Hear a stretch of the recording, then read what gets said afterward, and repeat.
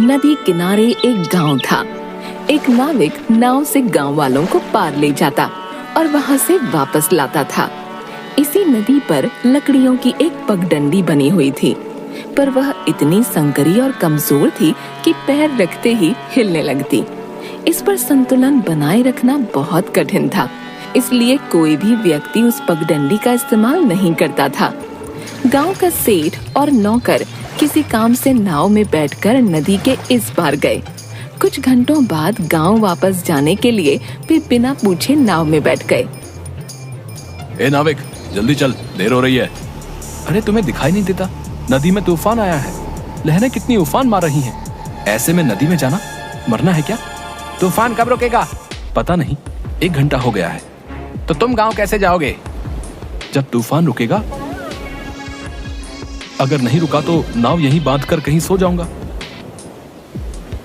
उस पगडंडी का क्या हाल है? वो तो तूफान से भी ज्यादा खतरनाक है। अब क्या करें मालिक? क्या करें? चल पगडंडी पर। नाविक सब कुछ देखता है। कुछ कदमों की दूरी पर नदी को पार करने के लिए सेठ और नौकर पगडंडी के पास खड़े होकर। पहले तू चल। न मालिक, पहले आप चलो। मुझे तैरना नहीं आता, तो पहले तू ही चलेगा। मुझे भी तैरना नहीं आता। अबे चलता है कि नहीं, वरना तुझे आज ही निकाल दूंगा। ओम नमः शिवाय, ओम नमः शिवाय। बोलते हुए पगडंडी पर पैर रखता है। वह झट से साइड वाली रस्सी को पकड़कर पगडंडी के बीच में पैर रखकर संतुलन बनाता हुआ कदम आगे बढ़ाता है। सेठ जैसे ही पगडंडी पर चढ़ता है, वो झूले की तरह तेज हिलने लगी। दोनों घबरा जाते हैं। मालिक, बीच में जाओ वरना दोनों गिर जाएंगे। सेठ किसी तरह पगडंडी के बीच में खड़ा होकर संतुलन बनाता है। दोनों धीरे धीरे एक एक कदम बढ़ाते हुए नदी के बीच में पहुंचे तो सामने गांव की ओर से एक मजदूर आता दिखाई दिया। उसने एक हाथ से सिर पर लकड़ियों का गट्ठर पकड़ा हुआ था और दूसरे हाथ से पगडंडी की रस्सी।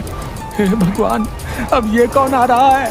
वैसे तो इस पर कोई नहीं आता, अब जाने ये कौन भला है।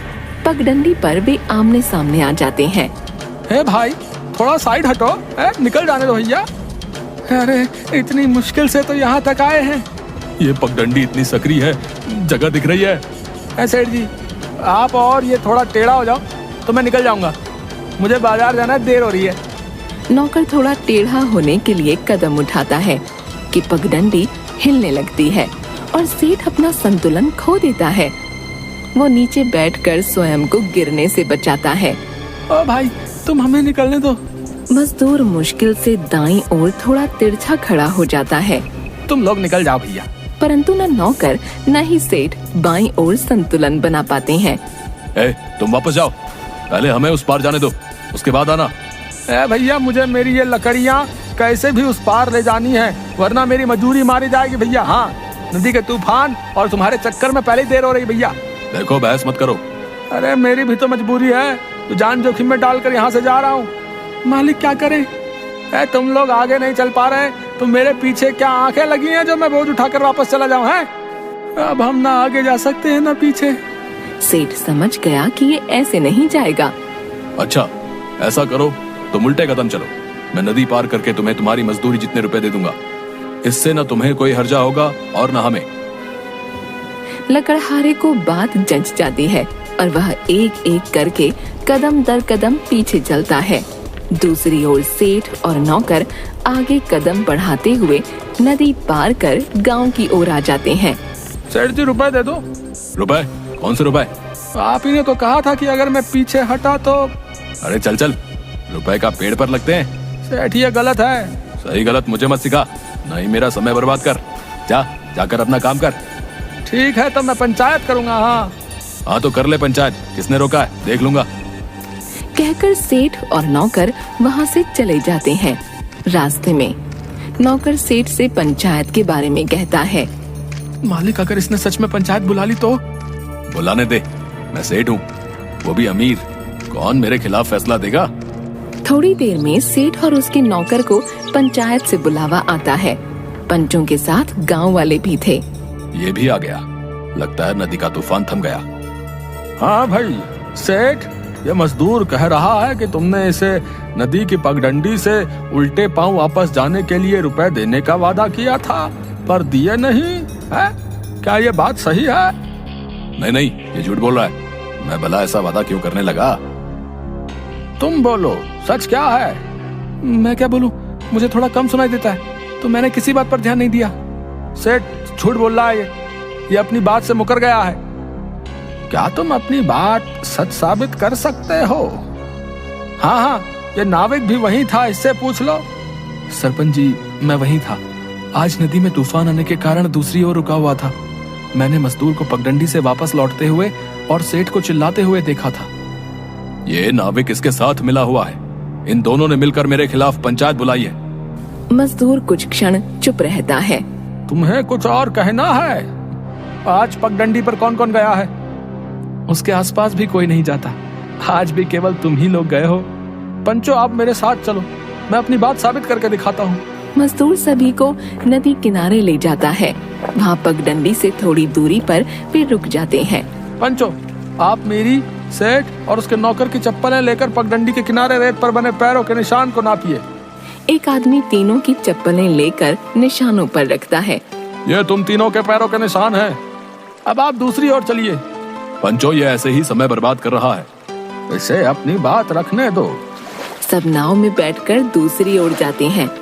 एक आदमी पगडंडी के पास पड़ी रेत पर पड़े निशानों को चप्पलों से नाप कर कहता है, यहाँ तो केवल सेठ और उसके नौकर के पैरों के ही निशान हैं, इस मजदूर के नहीं।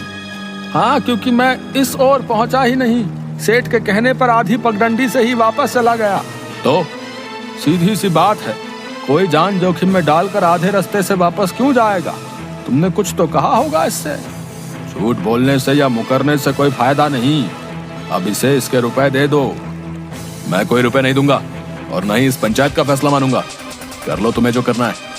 सेठ, सोच समझ कर बोलो, शायद तुम्हें पंचायत की ताकत पता नहीं है। सेठ उनकी बातें अनसुनी करके नौकर के साथ वहाँ से चला जाता है। 3-4 दिन तक सेठ का काम ठप पड़ा रहा। उसने सामान बाहर खुले में रखा देखा तो गुस्से में नौकर से पूछा, बारिश का मौसम है? अब तक सामान गोदाम में क्यों नहीं रखवाया? मजदूर नहीं आए। नहीं आए का क्या मतलब? पैसे नहीं लेते? अगर बारिश आई और सामान खराब हो गया तो? मालिक, मैं क्या करूं? कोई मजदूर काम करने को तैयार नहीं। पंचायत ने मना किया होगा। सेठ को फिर किसी काम से नदी के उस पार जाना था। वह जैसे ही नाविक के पास गया, उसने मुंह फेर लिया। क्या हुआ?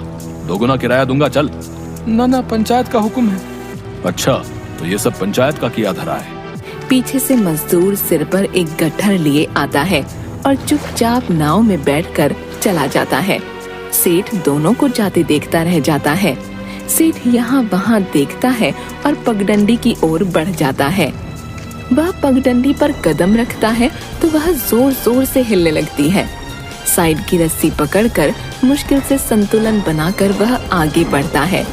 अचानक पगडंडी बीच में से टूट गई और सेठ नदी में गिर गया।